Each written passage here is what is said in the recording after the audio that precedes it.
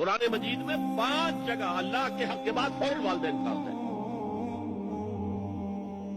وَقَضَىٰ رَبُّكَ أَلَّا تَعْبُدُوا إِلَّا إِيَّاهُ وَبِالْوَالِدَيْنِ إِحْسَانًا، کہ رب نے فیصلہ کر دیا ہے کہ اس کے سوا کسی کی بندگی نہیں کرو گے اور والدین کے ساتھ نیک سلوک۔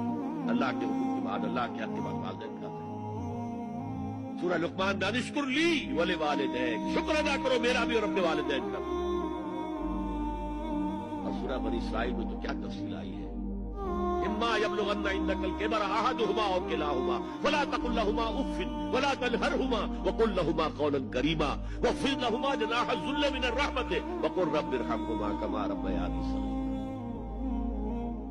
اگر تمہارے والدین میں سے ایک یا دونوں تمہارے پاس بڑھاپے کی عمر کو پہنچ ہی جائے،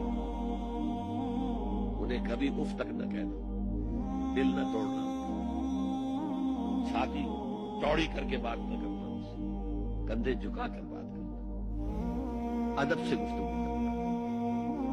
قل لهما قولا کریما واخفض لهما جناح الذل من الرحمة، اپنے کندھوں کو جھکا کر رکھنا اور پھر کہنا، اللہ سے دعا کرنا، رب ارحمهما كما ربياني صغيرا، پروردگار میرے والدین پر رحم فرمائیے، جیسے کہ انہوں نے مجھے پالا تھا جبکہ میں چھوٹا تھا۔